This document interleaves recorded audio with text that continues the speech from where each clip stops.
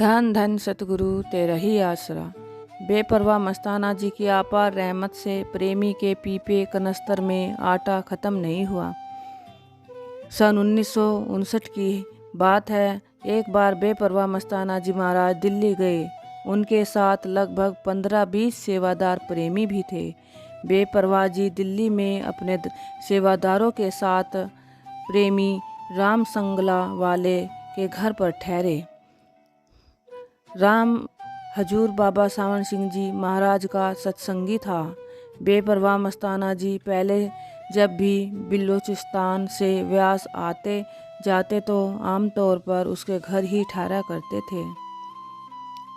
राम बेपरवाह जी के दर्शन करके बहुत खुश हुआ। रात को बेपरवाह जी ने वहाँ पर सत्संग लगाया।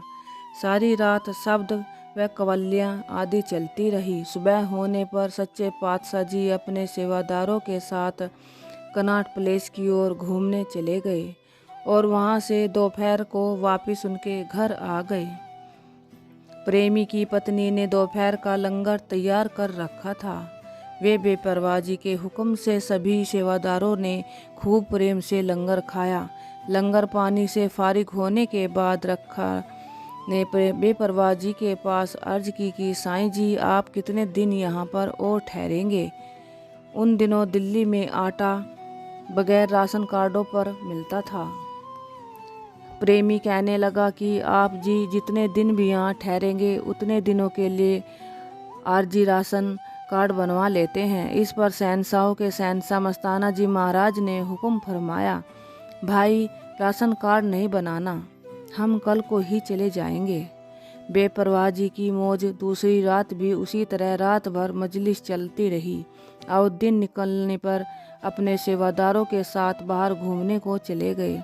दोपहर तक घूमने के बाद वापस आए और पहले दिन की तरह सारी संगत ने लंगर खाया। इसी तरह यह प्रोग्राम करीब 20 दिन तक चलता रहा। प्रतिदिन रात भर मजलिस चलती। सुबह बेपरवाह जी घूमने निकल जाते। दोपहर को वापस आकर लंगर खाकर 2 घंटे वहीं पर आराम करते। इसी दौरान शहर से भी कई सत्संगी जीव आने लग गए। वे भी सभी वहीं पर ही लंगर छक लिया करते। प्रेमी ने फिर कभी राशन कार्ड का जिक्र तक भी नहीं किया। बेपरवाह मस्ताना जी महाराज 20 दिन प्रेमी के घर रहने के बाद दरबार वापस आ गए। उधर प्रेमी ने अपनी पत्नी से पूछा कि इतने दिन इतना आटा कहाँ से आता रहा। इस पर उसकी पत्नी आटे वाला पीपिया ही उठा लाई। उसने बताया कि वह तो इसी पीपे से ही निकालती थी। आज भी इसमें इतना आटा है कि जितना कि बेपरवाह मस्ताना जी के आने से पहले था। सतगुरु जी का वह करिश्मा देखकर प्रेमी आश्चर्यचकित रह गया। वह सोचने लगा कि बेपरवाह मस्ताना जी महाराज अपने 15-20 सेवादारों के साथ उनके घर 20 दिन ठहरे और हर रोज़ 20-25 आदमियों का लंगर बनता रहा। इतना आटा हर रोज़ इसी पीपे में से निकलता रहा। यदि पीपे में उस वक्त 12-15 किलो आटा था तो यह 20 आदमियों के लिए कितने दिन चलता। मगर वहाँ तो पूरे 20 दिन उसी पीपे से आटा निकाल कर लंगर बनता रहा। फिर भी उतने का उतना आटा पीपे में पड़ा है जितना कि पहले दिन था। सतगुरु की अपार रहमत का भेद प्रेमी ज़्यादा देर तक अपने पास न रख सका।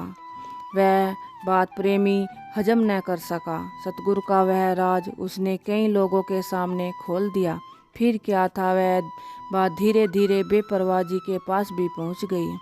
सर्व सामर्थ दातार कुल मालिक बेपरवाह जी ने खुशी को बुलाकर हुक्म फरमाया, भाई अभी इसी वक्त दिल्ली जाकर प्रेमी के घर से आटे वाला वह करामाती पीपा लेकर यहाँ यमुना नदी में बहा दे। इसके साथ ही बेपरवाह जी ने अपने पवित्र मुख से स्पष्ट किया कि अगर सतगुरु का यह राज प्रेमी किसी के सामने न खोलता तो चाहे वह सारी उम्र सारी दुनिया को भी उसी पीपे से आटा निकाल कर भोजन खिलाता रहता तो भी उसमें से आटा कभी ख़त्म नहीं होना था।